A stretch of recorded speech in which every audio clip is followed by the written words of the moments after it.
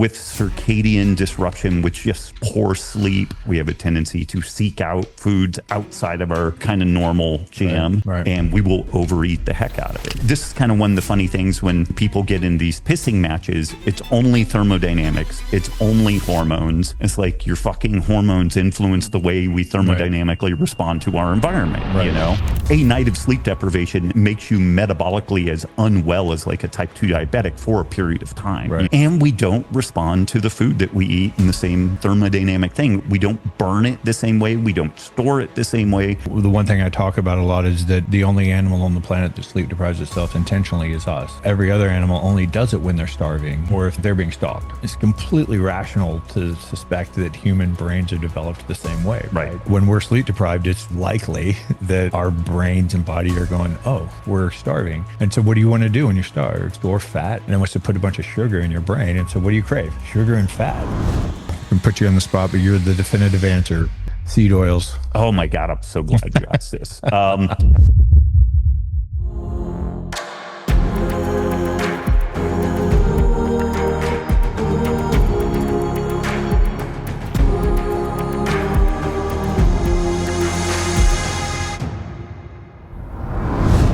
Today on the Doc Parsley podcast, we are going to have the man, the myth, the legend, the real podcaster, my buddy from a long time ago, Robb Wolf.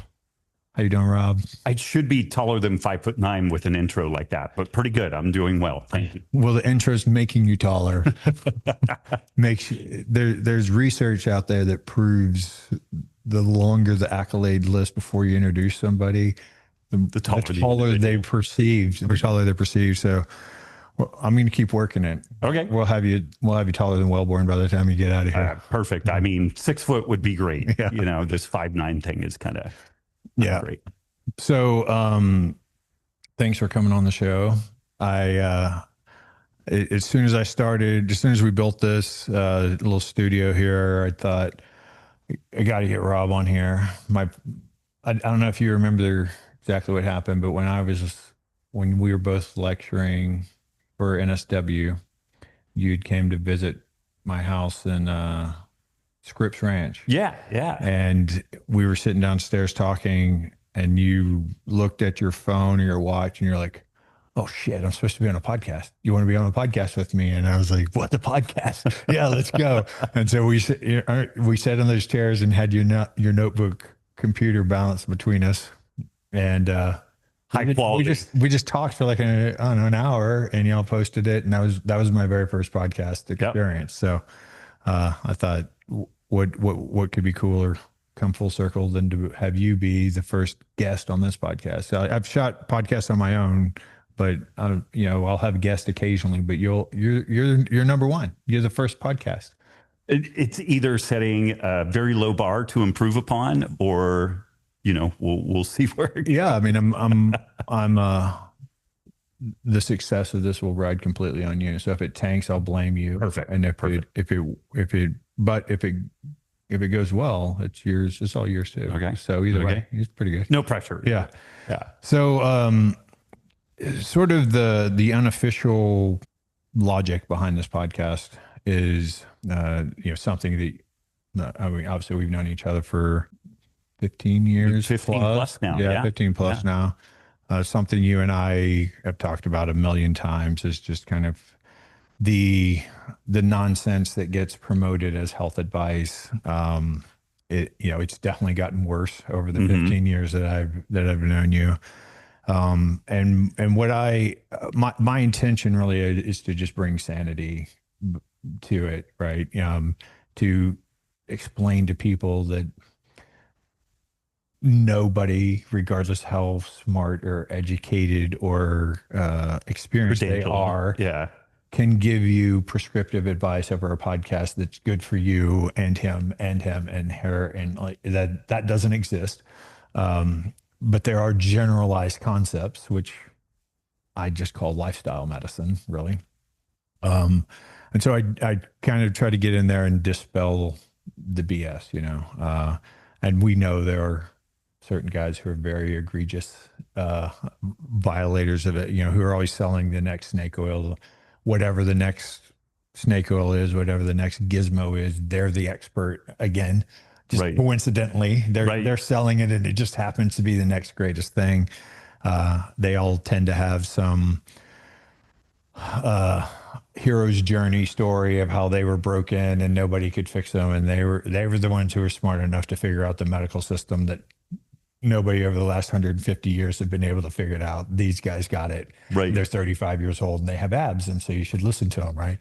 And so, yeah, that's really kind of the whole purpose of this, is just to kind of bring people down, bring people down to reality, make people feel more comfortable about just doing something, right? Just like taking some steps. Like, what do you do if you're 50 years old and you've never really been in great shape, or you haven't been really in great shape since you were 20?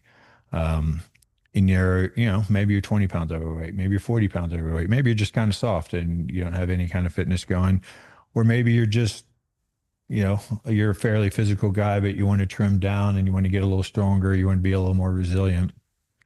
Like, what are the realities? What are the basics, And obviously, pretty much everything I know about nutrition, which isn't very much, but everything I know about nutrition and I've learned from you, I consider you to be the most sane voice out there when it comes to it, most rational. So I'd like you to kind of give the audience the 10,000, 20,000, 30,000 foot view, however high up you want to go, and just say like, hey, this is the foundational advice on how to eat, and get people away from thinking that they have to go weigh and measure everything in their life, and just like what would you say to just Larry the sheet metal worker who's like, hey, I want to eat better, right? And not, I don't really know where to start. Right. Yeah. It's a great question, and it does get. It's funny because I personally have had some really complex gut and autoimmune issues, about as difficult to unpack as it gets. And to your point, when we start dealing with the individual, which is really where the rubber hits the road, it can be really complex. But then when we're kind of like pulling back, there is still kind of a reality that I've benefited from minimally processed whole foods, really paying attention to my sleep and circadian rhythm. That's been, as we always talk about, equally as important as all the chow. If I'm shitting the bed on the sleep and circadian biology, like, it doesn't really matter what I eat, because I will be ground down to a nub in no time. But can you talk a little bit about that? I talk a lot about fuel partitioning, but I kind of leave it at that. And I just say, hey, when you don't sleep well, your fuel partitioning the next day is different, right? Because the hormones regulate not only what you feel like eating the next day, how hungry you are the next day, but what your body's going to do with every macro that you eat. Right. Yeah, that's a whole interesting story in that a poor night of sleep. And again, you can address this far better. We've, to whatever degree I've influenced your thinking around food and nutrition, you clearly have been my North Star on all things circadian biology and sleep hygiene and all that type of stuff. But and an interesting aside, I wanted to say in the intro, so y'all are going to have to tolerate me interrupting him, because that's what I do. But I remember your lecture was 67% nutrition, 1/3 sleep. Yeah. And my lecture was exactly the opposite of that. And neither one of us had met each other yet. And we shared the stage probably 3 or 4 times together with that whole format, that whole format, before we even really got to meet each other, because you were running off to do other lectures or whatever. And so that's how the bromance started for y'all out there listening. Okay. Yeah. Right, keep going. So most people believe they can get by on 6 hours of sleep per night. But the truth is, for every hour you short yourself of sleep, you're interfering with your performance, your hormones, your memories, and even your relationships. I saw this firsthand while I was working with the Navy SEALs, who are using Ambien at night, energy drinks during the day, just to get through their lives. That's why I designed Doc Parsley Sleep Remedy. It's a natural nutritional supplement that's designed to get your brain to do what it's supposed to do. If you want to perform your best at work, home, and in the gym, start with sleep. take the first step, grab yourself some sleep remedy in the link below. What happens with a bad night of sleep? We immediately want less good quality food. Like if we've generally been eating pretty well, avoiding processed foods, not really, having that in the house, which is one of the first things that I recommend. Like nobody has great self-control. Like nobody does. Nobody does. It's if you want to remain in a committed relationship, you don't go get liquored up and hit like Turks and Caicos, like adult themed resorts and whatnot. So just to whatever degree you rely on a program and consistency, when we lose sleep, that goes out the window. Right. It's kind of like, oh, well, I'll just stop by the 7-Eleven and get the corn dog and the Slurpee and all that type of stuff. So you have a powerful incentive internally to go eat poorly. Our sense of satiety is dramatically altered, where the normal amount of food that would top us off and we're like, okay, we're good, it isn't really there.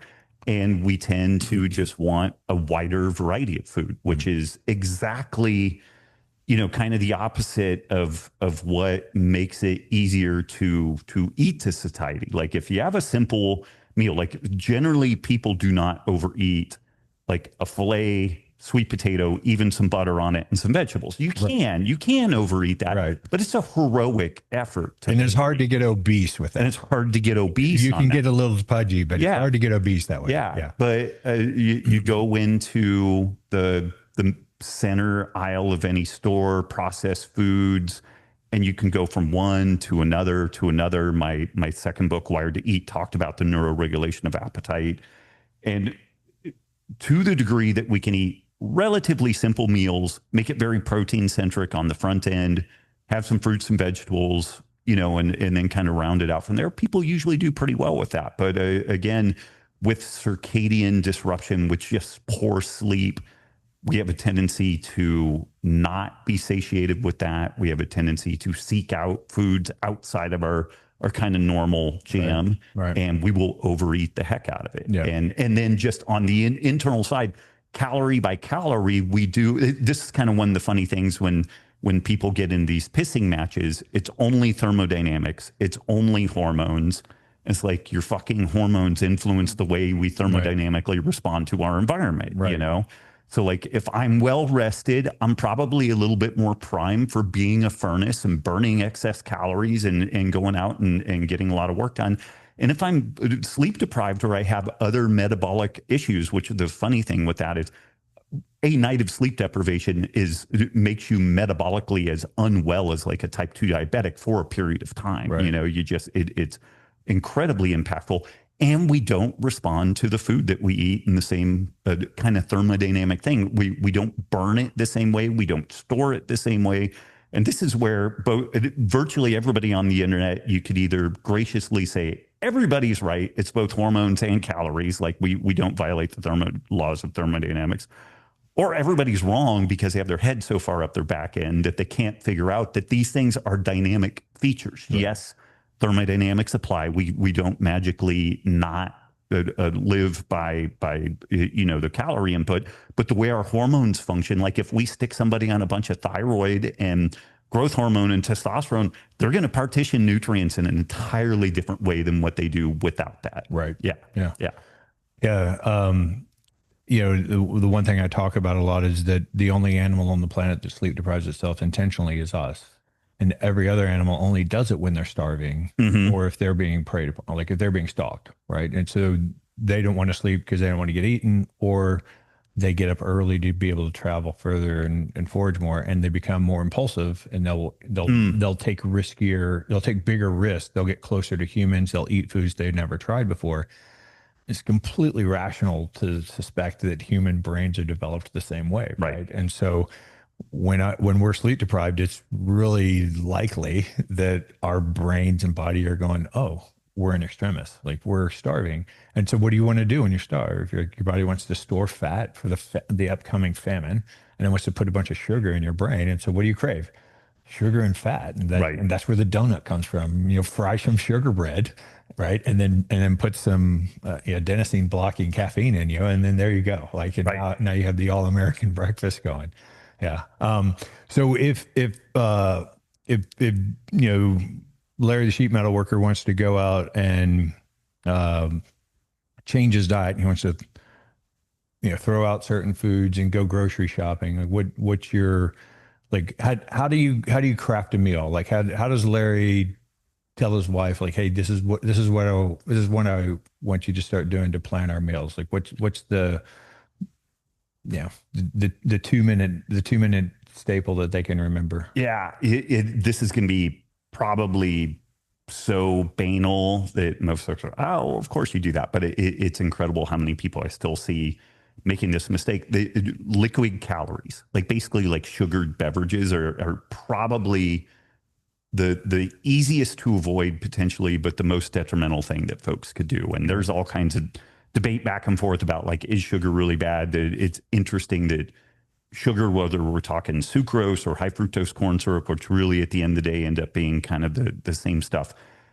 when it hits your liver in a liquid form, it's so much different than eating a piece of birthday cake or even, a piece of fruit. That liquid form, the kinetics of it are such that the fructose alters liver metabolism in this really crazy way that just pushes you towards this kind of type 2 diabetic insulin resistant state. So if there was just a singular thing, it's like, for the love of God, don't consume liquid calories in the form of like sugared beverages. And that's like sodas. If you're going to drink some alcohol, do diet soda for your booze mixes. Try not to do fruit juices. And the fruit juice thing makes people crazy because they're like, well, little Jimmy's going to football practice and he needs something. It's like, well, he doesn't need fruit juice. And you sound like a crazy person suggesting that. But or if you do the fruit juice, think back to like 1940s, 1950s. Like you had this 8-ounce glass. The little cups we had in school that you peeled the lid off of. And that was it. Yeah. And that was it, yeah. And so I would say, like, as a starter, just no liquid calories to the degree you can. Milk's kind of a different story, but, liquid sugar is probably a great place to start. And then just from... Aren't the artificial sweeteners going to kill them? Are they going to get cancer immediately? That's a whole other thing that needs unpacking. Thomas Sowell is one of my greatest heroes. He's this amazing economist, and he has this thing that is, there are no solutions. There's only trade-offs. And there are trade-offs to everything. There probably are some degree of downsides to artificial sweeteners and stevia and everything else, but you have to ask relative to what. And these things have been so extensively studied. I'm actually working on a long arc, like a 3 or 4 year long piece on toxicology broadly applied to our food system, which it'll either be an amazing cure for insomnia, like it'll put people to sleep immediately, but I'm hoping that it'll walk people off the ledge, where we know without a doubt how detrimental sugar is in beverage form. Are there potential downsides to artificial sweeteners? Maybe. But they are orders of magnitude different than the challenges that just drinking, sugar sweetened beverages. So the short answer is, there probably are some downsides. The longer answer is they're minuscule in significance compared to just drinking sugar. Okay. Before we move off the wasted calorie liquids, the RFK move to cane sugar versus high fructose corn syrup. What do you think? Like, is there any reason to consider that to be significant? I mean, obviously it's different, but is it different enough to make any real difference biochemically? As a biochemist with a background in environmental toxicology, I think that is just pissing into the wind, personally. And this is going to get me in trouble even saying this. I am a fan of RFK. I am optimistic about some improvements, and people get all pissed off and wrapped around the axle. The first public talk that I gave, where I mentioned the Congressional Budget Office projecting the financial implosion of the United States due to diabetes-related issues, was in 2009. So I've been talking about, like, the driving Thelma and Louise style towards this cliff since 2009. And it's a real thing. Like, this is something that could dramatically destabilize the country and culture and society. And some people really want that. I'm one of the people that doesn't really want that. And so RFK understands metabolic health. Like, he understands it at a pretty good level. He also, I also wrote a book, Sacred Cow, about our soil health and the importance of grazing animals and things like that. He understands that. So he's the first person that has been at a high level within our government that I feel like has had a decent understanding of everything from soil to metabolic health, which is why I'm optimistic about the guy maybe being able to get some good stuff done. And I'm also concerned that these things like focusing on cane sugar versus high fructose corn syrup is a boondoggle and kind of pissing into the wind. And I think it's critically important that instead of playing politics as team sports and like, 49ers or nothing, you can't do that. You have to be able to acknowledge what these folks are doing right and actually empirically support that this is, in fact, a smart move. And you also have to cry foul on the things that they're getting wrong. Yeah. And if we can't do that, then we're really, truly lost. Yeah, so, it's just ideology at that point. Yeah. And we've lost rational thought on it. Yeah. So I'm optimistic about some things, and I've also been critical about some elements of that. Yeah. Yeah. I feel kind of, well, no big surprise. I feel very similarly about his tenure. And I do understand that politics is a slow moving game and there's a lot of people to appease. Mm-hmm. And, maybe he realizes that it's not all that significant, but like, hey, this is the win I can get right now. And then I'm going to add the next win on there. But I don't have nearly the biochemical background to understand the physiology enough at your level, but I do. That was my intuition on it. It's like, well, I mean, it's something, but it's kind of it's sugar. Like you're still putting a lot of wasted calories in there.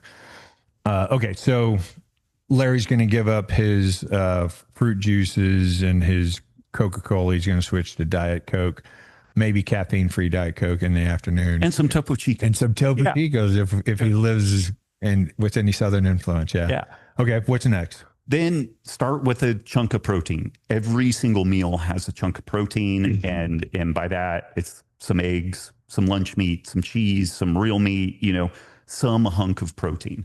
Then some veggies, then some fruit, maybe some nuts. And do you want some bread? Do you want some pasta? That's great. That's fine. But do that kind of secondary, tertiary. I call it like a speed bump method. Like you need to kind of eat your way through the protein, then the veggies, then the fruit, and then get to the other stuff. Yep. And every meal doesn't need to be that way. Perfection is probably not the goal. It ostensibly, we eat 3 meals a day, 7 days a week, 21 meals. But we do need about 18 to 19 of those meals to be kind of on point. If the Pareto distribution. If it's 2 or 3 meals a week are on point and everything, don't even bother then, So hunk of protein, fruits, veggies, rounded out with some other, kind of non-paleo stuff, more like bread, pasta, a dessert, things like that. My mom had given me this. It wasn't Betty Crocker, but it was kind of like that. And it was this cookbook that was written in the Great Depression. It was really interesting. There's a lot of really legit stuff in there. And it was also kind of like this advice column type thing in the book. I think like new wives, who do they ask for some advice? And they would go to this book. And one of the questions was, I'd love to see that. It's really cool. Yeah. One of the questions was, my husband really wants dessert every day. Should I fold on that and give it to him? And the advice in the book was absolutely not. And I think part of this is that we were in the Depression and war was looming on the horizon, but it was Sundays are the day for family and for a little bit of indulgence. That's when you have a dessert, and then otherwise it's your balanced meal of a protein, a veggie, and a starch, and that's it. Yeah. And it's gauche otherwise. And it was kind of like, oh, wow, that is probably a large part of why people were not fat in the United States at this point, because it was actually frowned upon to overindulge in that way. Whereas now every single meal, and even huge swaths of what passes for meals, it's basically a dessert, and getting further afield, the more complex our meals are, the easier it is to overeat. Like we again, that's a good point. Like a chicken, broccoli, sweet potato, very difficult to overeat. Chicken, broccoli, sweet potato plus butter, easier to overeat. Take that chicken and bread it and put this fantastic seasoning on it and deep fry it so that that chicken not only has a different smell and taste, but also like a mouth feel. Texture different. You can overeat that. Yeah. Like the more complex our meals get, we have a powerful tendency towards overeating them. So again, circling back to these folks, most days eat, hunk of protein, veggies, some fruit. If you need some bread, you need some pasta, kick those things up. It's not inherently that carbs are bad, but a lot of people are insulin resistant, and having some degree of carb capping will tend to normalize their blood sugar. And if we keep blood sugar, it is just well understood from a variety of both empirical and, solid clinical trials. If we maintain tight blood sugar, then we tend to not overeat because we don't get these blood sugar highs that lead to blood sugar lows that then stimulate us to eat more food. So that's a great basic template. And then go to bed early, sleep well, pitch black room, again, sleep guy, food guy, but always kind of scratching the other one's back. Yeah. If we don't, if you're a shift worker, police, military, fire, new parent, you have to do additional stuff, and this will be so much of what you dig into in future. You got to tighten it up, man, because you got to balance the lifestyle. Yeah, you're doing one thing wrong. Yeah, it's your life. Then you don't have a choice, so it's like then you have to pull these other levers up. Yeah. I get a lot of pushback on the nitrates in sandwich meat. Can you talk a little bit about that? Yeah. And this is another one of these things that, again, from like a toxicological perspective, makes me crazy. The main benefits are it's suspected that vegetables are beneficial to us. Like it seems like there's a signal when you look in the literature. They seem to have some cardiovascular benefits. These cardiovascular benefits seem to be nitrate and nitrite derived.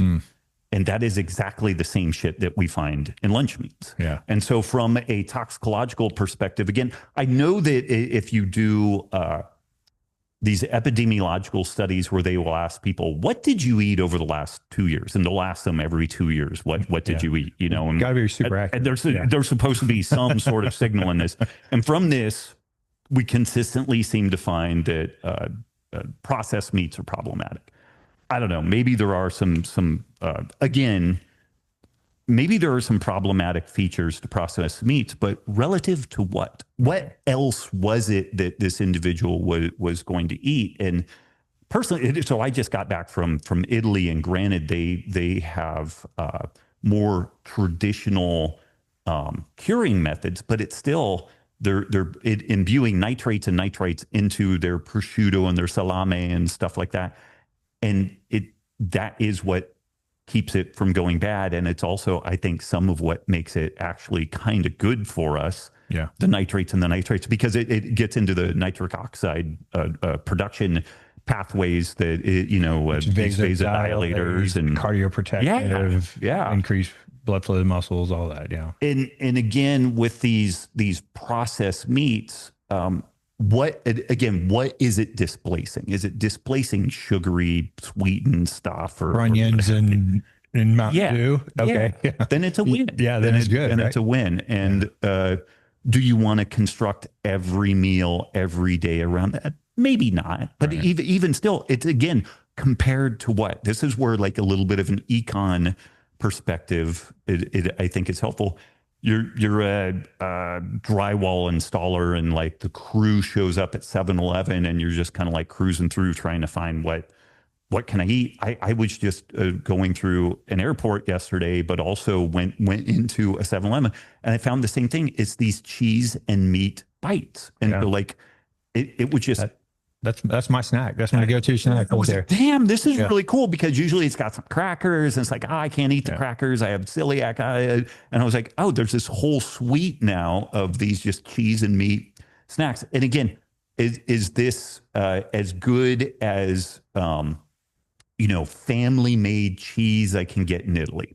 Maybe not, but even still, it's kind of like biochemically, what exactly is wrong with this stuff? Right. Like I'm just, very hard pressed to find anything wrong with it. And I'm glad you bring these questions up, because this is the shit that people will get wrapped around the axle and they major in the minors. Right. So they're eating garbage and you're telling them, well, clean things up. Well, it's hard to do. Well, grab some lunch meat. Well, what about the nitrates? And it's like, fuck, man, there's no winning with you. Right. Like there's some trade-off at some point. The sleep's the same way. Yeah. You try to get people the basics and they're like, but my Whoop says I only got 3 hours of deep sleep. I'm like, whatever. I don't care, man. Right. Yeah. Right. Okay. So last question, I can put you on the spot, but you're the definitive answer from here on out.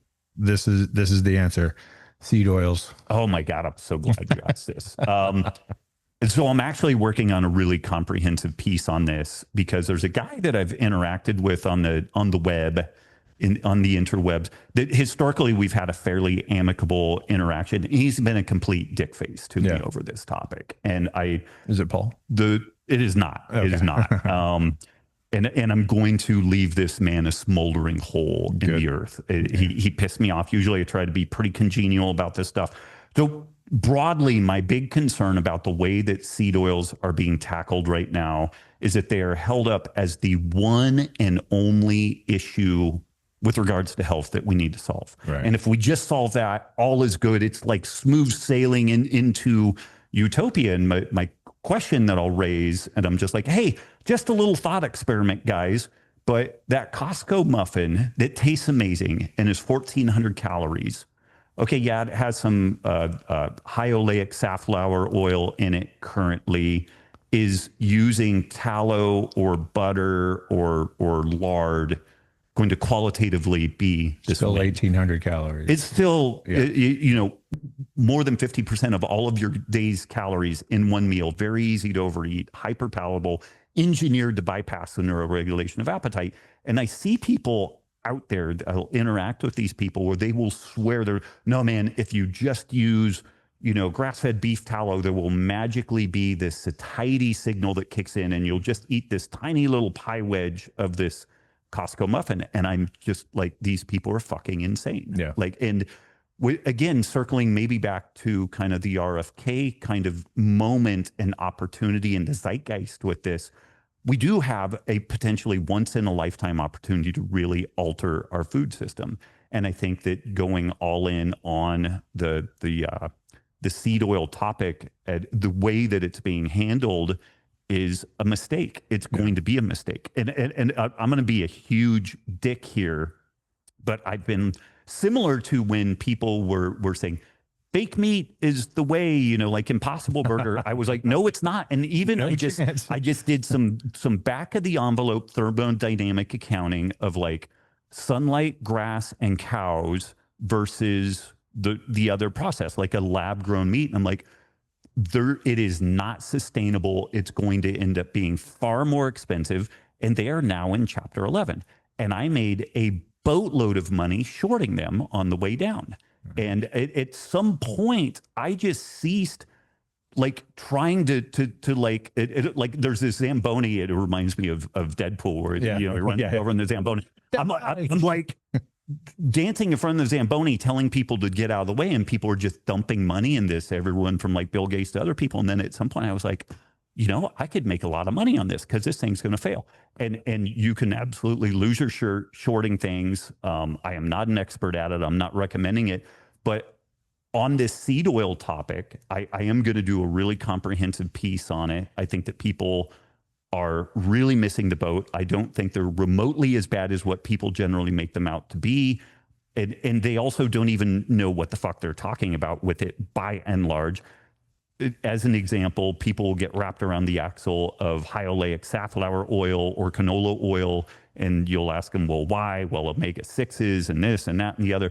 The omega-6 spectrum within extra virgin olive oil can be as low as 3% or as high as 20%, and it tends to be more in the 16 to 20% range, which puts it squarely in the range of a bunch of these other seed oils. But where I am now, I am going to do this piece and I'm going to put it out there, but because people can be morons about how they interpret the material, what I'm in the process of doing is really mapping out the way that the seed oil narrative is going to deform different markets, and then I'm going to bet both long and short on that. And I'm either going to lose my shirt or I'm going to make a generational wealth again on another one of these things.